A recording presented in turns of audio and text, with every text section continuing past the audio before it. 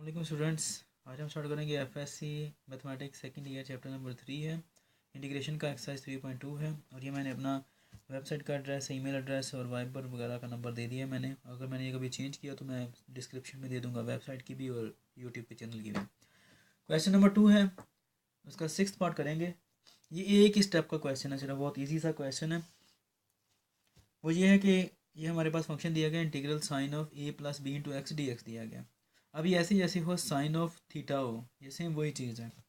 ठीक है, तो इसको सॉल्व करने के लिए हमें सिर्फ एक ही स्टेप करना पड़ेगा, वो हमें आइडेंटिटी लगानी पड़ेगी साइन की। तो हमें ये पता फार्मूलाज में हमें जानते हैं कि साइन ऑफ थीटा जो होता है वो माइनस कॉज ऑफ थीटा होता है, तो माइनस कॉज ऑफ थीटा होता है। अब यहाँ पर थीटा सिर्फ नहीं आ रहा, थीटा से मुराद यहाँ पे एक्स है, ये बता दूँ। थीटा वेरिएबल होता है, यहाँ पर वेरिएबल क्या आ रहा है, हमारे पास एक्स आ रहा है। लेकिन मसला ये है कि उस एक्स वेरिएबल के साथ ये चीज़ आ रही है, ये कांस्टेंट है ए प्लस बी। ऐसे जैसे कहने कि हमारे पास एंगल आए थीटा, टू थीटा आ जाए, तो टू जो होगा वो हमारे पास कांस्टेंट होगा, यहाँ पर ए प्लस बी कांस्टेंट है। तो ये क्या आएगा, minus cos of a plus be constant over. याद रखना है कि अगर कोई भी कांस्टेंट आ रहा हो तो वो डिवाइड होता है।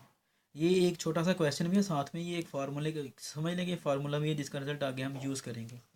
ठीक है, यहाँ पर अगर आ जाता है टू थीटा आ जाएगा तो हम क्या करेंगे, cos of two theta over two लिखेंगे। अगर यहाँ पर 1/2 आ जाएगा तो हमें 1/2 नीचे भी लिखना पड़ेगा।